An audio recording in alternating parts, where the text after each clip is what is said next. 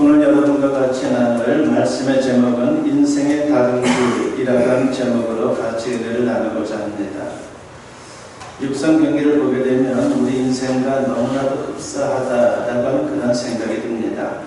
성경에도 인생을 경주로 비유하는 말씀들이 나오는데 그중 하나가 오늘 본문 말씀입니다. 사도 바울이 고린도전서를 쓸 당시 고린도에서는 3년에 한 번씩 이스티미안 운동 경기가 열렸습니다. 그러니까 요즘으로 말하면 올림픽과 같은 그런 경기가 열린 것이죠. 그 대회는 경마, 경주, 권투 등 몇 가지의 종목들이 있었습니다. 바울은 특별히 인생을 경주에 비유하고 있는데 인생 레이스에서 승리하기 위해 어떻게 하면 좋을지에 대해서 언급하고 있습니다. 상식적인 이야기지만 운동선수가 무조건 빨리 달린다고 해서 금메달을 따는 게 아니죠. 그 외에 다른 변수들이 얼마나 많은지 모릅니다.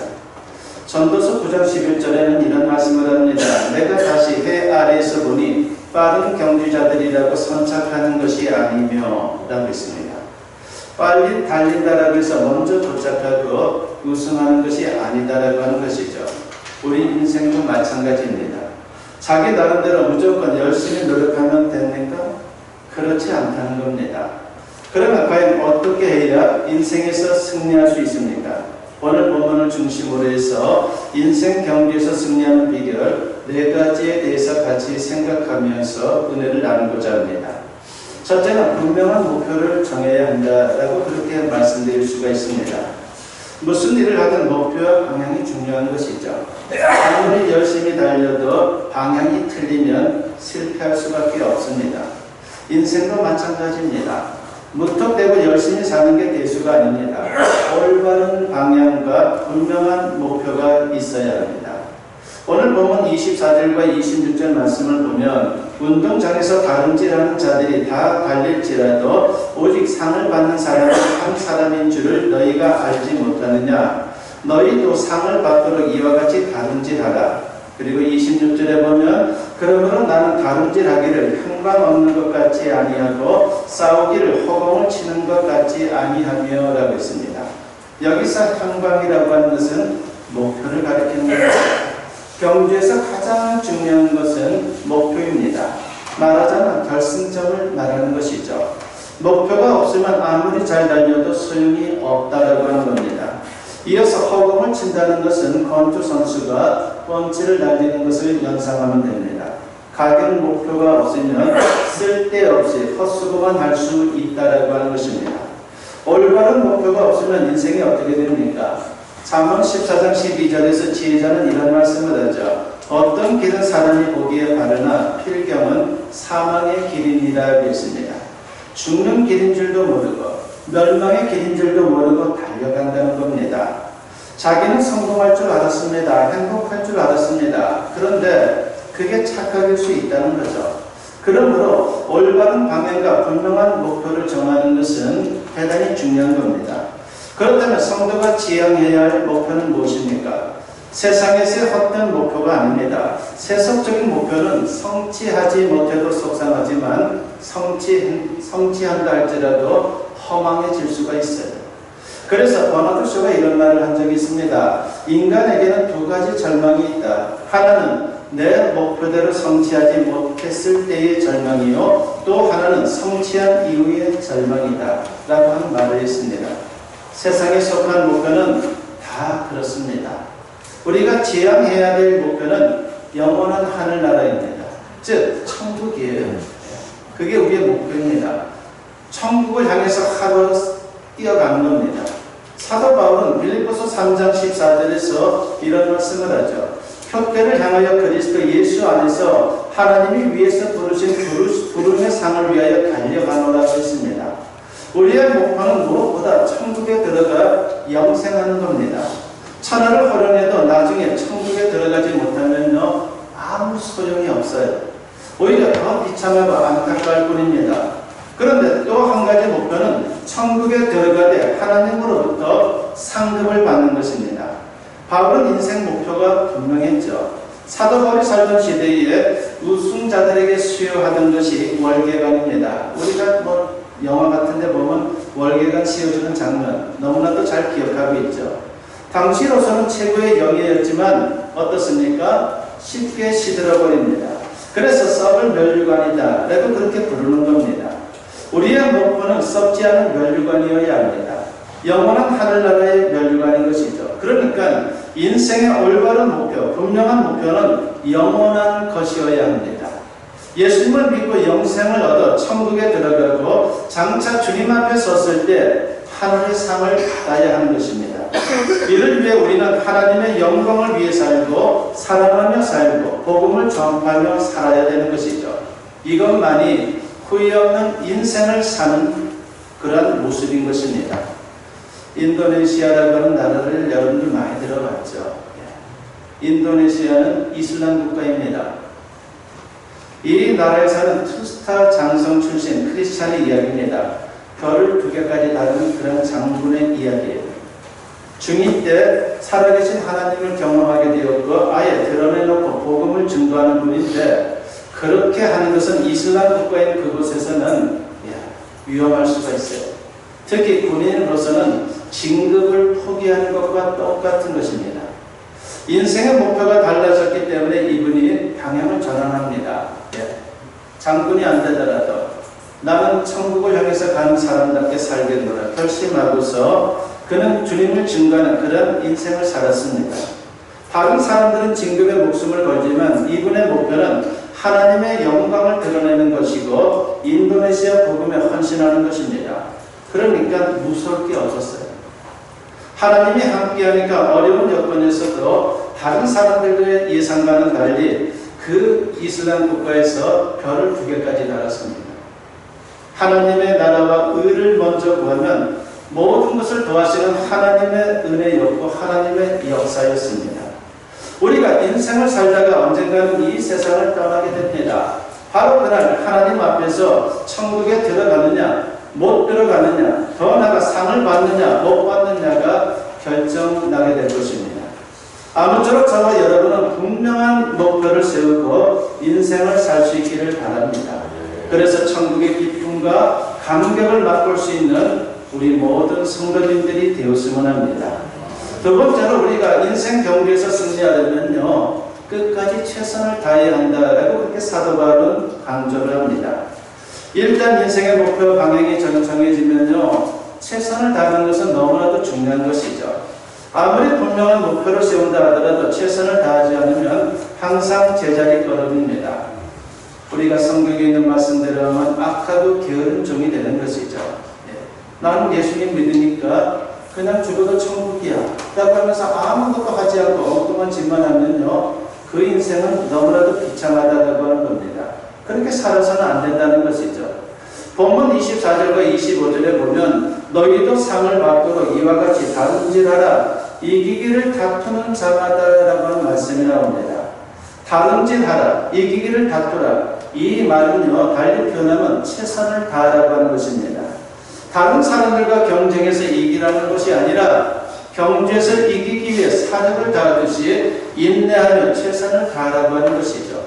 세상의 경주에서는 1등이 하나가 되지만은 우리가 하는 신앙의 경주에서는 각각 최선을 다하면 누구나 우승할 수 있다라고 하는 것을 잊지 말아야 합니다. 그리고 그리스도인의 경주는 최선을 다하되 하나님의 은혜 안에서 하는 것입니다. 세상 사람들은 그저 자기 힘과 재주로 살지만 우리는 구원도 은혜로 받고 구원받은 이후에도 그 모든 살아가는 삶의 모습도 은혜로 사는 것입니다.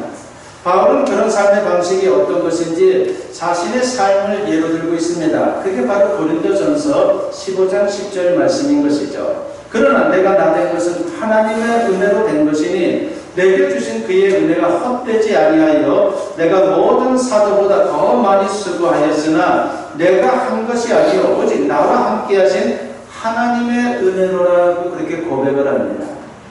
인생을 살면서 힘에 부치고 어려움을 당할 때가 있습니다. 그러나 우리에게는 능력 주시는 분이 계시죠.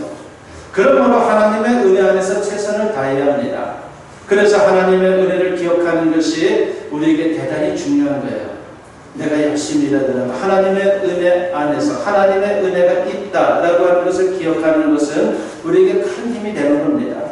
모세가 광야 생활 40년을 통해 절실히 체험한 것이 있습니다. 그것은 다른 게 아니에요. 하나님의 은혜입니다. 하나님의 은혜가 없었다면 이스라엘은 출애굽할 수도 없었고 광야에서 생존할 수도 없었습니다. 하나님은 이스라엘 백성들을 애굽의 종살이에서 구원해 주셨으며 광야에서 만나를 먹게 해주셨고 반석에서 생수를 마시게 해주었습니다. 그러나 모세는 백성들의 교만을 두려워했습니다. 하나님의 은혜를 잊어버릴까봐 그게 두려운 거예요. 교만하면 하나님의 은혜를 잊을 수밖에 없는 것이죠. 신명기 8장 12절부터 14절에 보면 네가 먹어서 배부르고 아름다운 집을 짓고 거주하게 되며 또 내 소와 양이 번성하며 내 은금이 증식되며 내 소유가 다 풍부하게 될 때에 내 마음이 교만하여 내 하나님 여호와를 잊어버릴까 염려하노라고 했습니다. 하나님의 은혜를 기억하지 않는 사람은요 교만하여 하나님을 잊어버릴 수가 있습니다.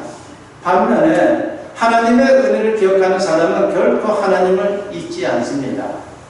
이스라엘 백성들에게 있어서 광야는 하나님의 은혜를 밤낮으로 체험하는 은혜 체험의 자리였어요. 그런데 그들은 교만해지고 말았죠. 하나님의 은혜를 기억하지 않았기 때문입니다.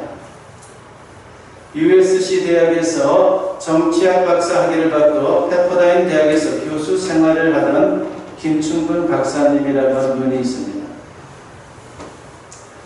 1976년 37살 때에 김 교수는 강경학증으로 병원에 갔더니 1년밖에 살지 못한다는 시한부 사형 선고를 받았어요. 37 젊은 나이.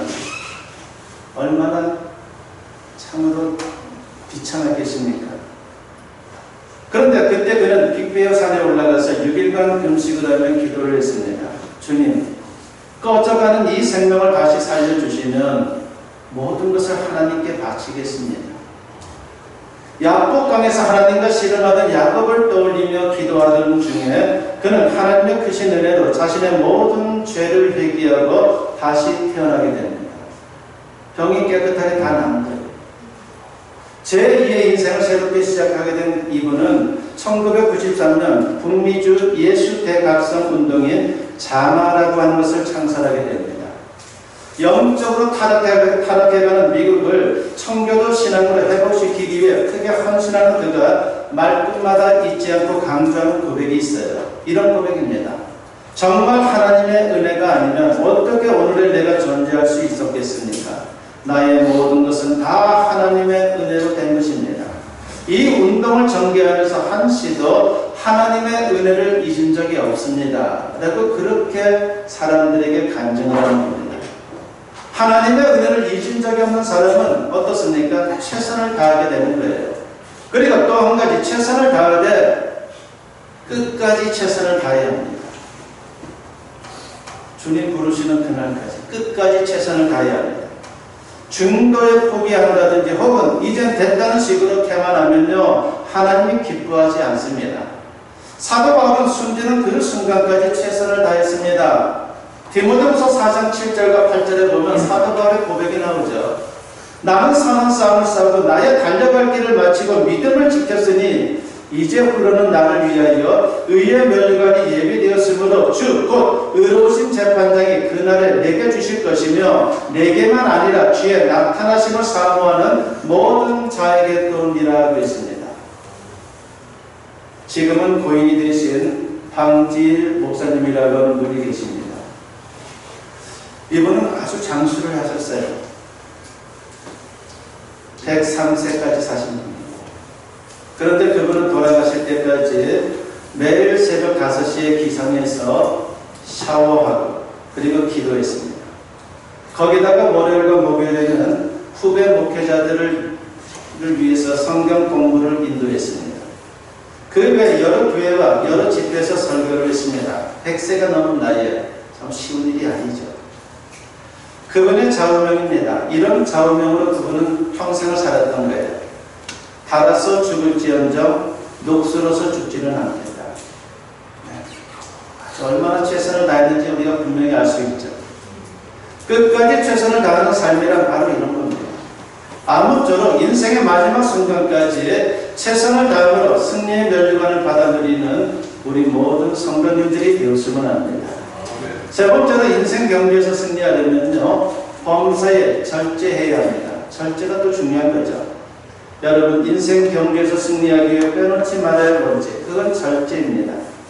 오늘 본문 25절 말씀에 보면 이기기를 다투는 자마다 모든 일에 절제하나니 그들은 썩을 승리자의 관을 얻고자 하되 우리는 썩지 아니할 것을 얻고자 하노라 그랬습니다. 세상에 속한 우승을 위해서도 그러는데 천국의 멸류관을 추구하는 신앙 인생의 경우 얼마나 더 절제해야겠습니까? 바로 그걸 말하고 있는 겁니다. 운동선수들을 보면요, 우승을 위해서 얼마나 열심히 하는지, 특히 절제하는 삶이 놀라울 뿐입니다. 체중 조절이 얼마나 힘듭니까? 먹고 싶은 것도 못 먹고 생활도 단정히 해야 되고, 몸을 가볍게 하기 위해 신발도 운동복도 간편하게 합니다. 입은 듯 안 입은 듯, 그 정도로 그런 것도 찾게 되는 거죠. 비싸더라도 또 착용을 하는 거죠. 거추장스러운 것들을 다 제거하고 단순한 삶을 사는 것, 이것이 바로 절제인 것입니다. 히브리서 12장 1절과 2절에 보면 모든 무거운 것과 얼매기 쉬운 죄를 벗어버리고 인내로서 우리 앞에 당한 경주를 하며 믿음의 주여 또 온전하게 하시는 이인 예수를 바라보자 라고 있습니다. 여기서 무거운 것이라고 하는 것은요, 세상의 걱정, 근심을 가리키는 것입니다. 우리가 걱정해도 안 되는 거 하나님께 기도로 맡겨야 합니다. 그러니까 나쁜 습관이나 세상 욕심이 있다면 버려야 합니다. 생활의 가지치기, 생활의 다이어트를 하라고 하는 겁니다. 의식주, 사람 만나는 것 등 방만한 삶이 되지 않도록 언제나 조심해야 합니다. 절제는요, 그래서 자동차의 브레이크와 같다라고 말할 수가 있는 거죠. 아무리 좋은 자동차도요, 브레이크가 고장나면요, 탈 수가 없어요. 타면 안 됩니다. 세상에서 가장 비싼 자동차가 어떤 자동차인 줄 아세요? 또 얼마나 값이 나가는지 알고 있는지 모르겠습니다. 세계에서 제일 비싼 차는요, 저도 처음 들어봤어요. 코닉세그 트레비카라고 하는 차입니다. 이 자동차는요, 1년에 3대만 만듭니다. 얼마나 철저하게 관리하겠어요. 그 가격이 요즘 환율로 따지면 72억이에요. 엄청나게 비싸죠. 그런데 여러분, 만약 72억짜리 자동차에 브레이크가 없거나 고장이 났다면 탈 수 있겠어요? 못하는 거죠. 절제는 브레이크와 같습니다. 절제는 두 가지가 있습니다. 먼저 정신적 절제가 있습니다. 분노의 절제, 시기의 절제, 탐욕의 절제, 음욕의 절제, 또 말을 많이 하고 싶거나 참는 것 등이 여기에 해당됩니다. 또 하나는 물질적 절제가 있어요. 술이나 담배를 절제해야 합니다. 음식도 절제해야 합니다. 사람의 식탐은 돼지보다 심하다라고 하는 그런 말이 있습니다. 돼지는 정량의 70%만 먹어요. 죽기 살기로 먹는 게 아니라 70%만 딱 먹는답니다. 아무리 맛있는 것을 주어도 자기 양의 70%를 먹으면 더 이상 먹지를 않습니다. 그러니 돼지는 위장병에 걸리지를 않아요. 그런데 사람은 얼마까지 먹냐면 맛있으면 130%까지 먹습니다. 많이 먹는 또 유튜버도 있죠. 누군지 뭐 다 알고요. 뭐 짜장면 뭐 여잔데 날씬한데 뭐 10그릇 이상을 먹어요. 사람인가 싶을 정도로 얼마나 많이 먹습니까? 근데 일반 사람들도 맛있으면 130%까지 먹는답니다. 돼지보다 더 먹으면 안 됩니다. 절제를 못해서 그렇습니다. 많은 사람들이 자신을 가두고 있는 감옥에서 살아갑니다. 습관의 감옥, 죄악의 감옥, 실패의 감옥, 가난의 감옥, 저주의 감옥 등 온갖 감옥에 갇혀 삽니다. 그 감옥에서 나오는 비결은요, 절제예요. 다이어트를 해야지만 빠져나오는 거예요. 하지만 절제하지 못하기 때문에 그 감옥에서 나와야 한다는 것은 알지만 여전히 거기에 갇혀서 살고 있습니다. 우리 안에는 언제나 영과 육의 충돌이 있어요. 영은 하나님의 뜻을 따라 살려고 하지만 육은 하나님의 뜻과 반대되는 것을 따르려고 합니다. 이 싸움에서 누가 주도권을 잡느냐에 따라서 신령한 삶을 사느냐, 육적인 삶을 사느냐가 결정이 됩니다. 이 싸움에서 영이 승리하려면 반드시 절제해야 합니다. 절제 비결이 뭡니까? 그건 성령 충만이에요. 갈라디아서 5장 23절을 보면요, 성령의 열매 중 하나가 절제라고 하는 것을 기록하고 있죠. 자동차를 사면 자동차에 붙어있는 타이어가 따라오는 것처럼 성령으로 충만하면 절제의 능력이 보너스로 우리에게 오게 됩니다. 성령으로 충만하면 몸을 복종시킬 수 있는 좋은 브레이크가 생기는 거예요. 그 결과 이기는 생활을 하게 되고 썩지 않는 멸류관을 받게 되는 겁니다. 기도 생활에 성공하려면 잠을 절제해야 해요. 특히 새벽 기도에 성공하려면 잠을 절제하는 것이 굉장히 중요하죠. 그래야 기도에 성공하고 신령한 생활이 가능합니다. 인생을 살면서 가장 어려운 게 자기와의 싸움이에요. 그래서 기도하는 겁니다. 자기와의 싸움에서 스스로 이긴다는 게 얼마나 힘듭니까? 그러나 기도할 때 하나님이 주시는 절제력이 생기는 거예요. 바로 성령으로 충만해지는 거죠. 아무쪼록 하나님이 주시는 힘으로 범사의 절제함으로 인생 경주에서 승리하는 우리 모든 성도님들이 되었으면 합니다. 마지막 네 번째로 인생 경주에서 승리하려면요, 항상 조심해야 됩니다. 평소에 잘 나가던 사람들이 갑자기 추락하는 모습을 보일 때가 있죠. 외국에도 그렇고 우리나라도 그래요. 그런데 우리도 예외가 아닙니다. 조심하지 않으면요, 그 누구도 장담할 수가 없어요. 그러므로 항상 조심해야 됩니다. 오늘 본문 27절에 보니까 내가 내 몸을 쳐 복종하게 하면 내가 남에게 전파한 후에 자신이 도리어 버림을 당할까 두려워함이로다 라고 했습니다. 여기서 사도 바울은 자기 관리의 원칙을 말합니다. 항상 자기 자신을 친다는 겁니다. 그 이유는 실족할까봐, 추락할까봐 그렇다는 것이죠. 신앙의 대가인 그가 이렇게 조심한다면 누가 감히 조심하지 않을 수 있겠습니까? 오래전의 이야기죠. 2011년도 우리나라 대구에서 세계 육상대회가 열렸죠. 그때 최고의 스타는 여러분들도 이름만 대면 잘 아는 자메이카의 우사인 볼트였습니다. 지금도 여러분 기억나죠? 얼마나 빠릅니까? 총알탄 사나이였죠. 세계 기록 보유자이고 모든 사람들이 이번에도 우사인 볼트가 우승할 것이다 라고 그렇게 정부를 쳤는데 100m 달리기에서 어처구니 없는 실수로 실격을 당했습니다. 출발 반칙을 한 겁니다. 아무리 대단한 선수라도 규정을 어기면 실패하는 겁니다. 성경도 이것을 강조하죠. 디모데후서 2장 5절에서 사도 바울은 이런 말씀을 합니다. 경기하는 자가 법대로 경기하지 아니하면 승리자의 판을 얻지 못할 것이며 라고 말합니다. 그렇다면 인생 경기의 법은 무엇입니까? 바로 성경 말씀입니다. 거기서 벗어나면요, 반칙이에요. 공의로운 심판자이신 하나님이 그냥 두지를 않습니다. 반드시 혼납니다. 이를 잘하는 원수 마귀는 우리를 미혹하고 넘어뜨리려고 합니다. 그러므로 항상 조심하고 영적으로 깨어 있어야 되는 거예요. 이것이 얼마나 중요한지 모릅니다. 지금은 고인이 되셨지만 저희 이종사촌 형님이 사법고시를 합격하고 나서 집안 식구들을 모아놓고 했던 말이 있어요. 그때는 이제 오래전이니까 그 당시에는 뭐 사법고시 하면 지금은 뭐 사법고시 제도도 없어졌고 로스쿨인지 그걸 통해서만 이제 많은 사람들을 뽑죠. 지금 뭐 몇천 명을 뽑는 걸로 알고 있는데 그 당시엔 300명만 뽑았죠. 그러니까 뭐 수재 중에 수재다라고 뭐 그 시골에서 안동에서도 더 시골이었죠. 구체적으로는 예천군, 오북면, 감방동입니다. 듣도 보도 못한 그런 동네 시골 사람이 사법고시 합격을 한 거예요. 합격을 하고 나서 집안 식구들에게 당부한 게 있습니다. 절대로 누가 뭐 부탁하거든 뭘 주더라도 받지 말라. 그게 내 인생에 어떻게 보면 걸림돌이 될 수 있다라고 그렇게 말씀을 했어요. 그런데 뭐 제대로 꽃을 피워보지도 못하고 60세 나이에 돌아가신 거예요. 그냥 몸 관리를 잘 못한 거죠. 그렇습니다.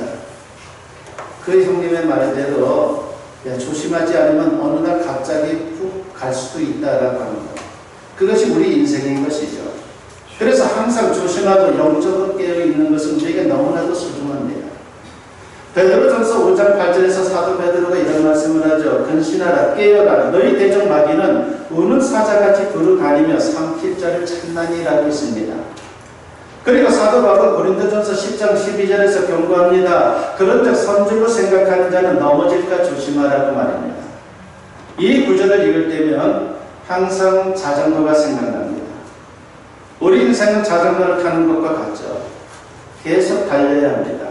혹시 쉴 때도 손으로 핸들을 꼭 잡고 발은 페달 위에 올려놓고 긴장을 풀지 말아야 돼요. 지금은 자전거 타고 통학하는 학생들이 거의 없는 것 같은데 제가 학교 다닐 때는 중학교 때부터 자전거 타고 다녔죠. 그래서 학교는 자전거 주차장이 얼마나 컸는지 몰라요. 또 뭐 좋은 부품은 많이 잊어버렸죠. 제가 고등학교 때 자전거를 타고 가다가 너무 쉬워서 손을 좀 한쪽을 놔버리면 방심하다가 또랑에 처박혔어요. 아주 깊은 또랑에 처박혀가지고 간신히 기어 올라왔던 그런 기억이 생생합니다. 어느 정도 뭐 남자들은 자전거 타면 얼마나 자신만만합니까? 그다음에 손을 놓게 되는 거예요. 근데 나도 모르게 그것이 순간적으로 위험이 될 수도 있다라고 하는 것이죠. 그러니까는 우리가 쉬워 보여도 핸들을 꼭 잡고 발을 페달 위에 올려놓고 긴장을 풀지 말고 끝까지 운전을 해야 되는 겁니다. 단 한 번뿐인 인생의 경주를 여러분 어떻게 하고 계십니까? 열심히 달리고 있습니까? 그렇더라도 무턱대고 달리면 소용이 없어요. 언젠가는 후에 막심할 수가 있습니다. 알고 달려야 합니다. 그러므로 인생 경주의 승리 비결 4가지를 여러분 꼭 기억하십시오. 분명한 목표를 세워야 합니다. 우리는 천국 백성이에요. 천국에 가는 그날까지 거기에가 꼬린 지점이다라고 생각하고 계속해서 믿음의 경주를 해나가야 되는 것이죠. 그리고 끝까지 최선을 다해야 합니다. 그리고 범사에 절제해야 합니다. 그리고 항상 조심해야 됩니다. 아무쪼록 이 4가지를 명심하고 실천함으로 인생 경주에서 우승할 수 있는 저와 여러분 모두 될 수 있기를 주님의 이름으로 간절히 축원합니다.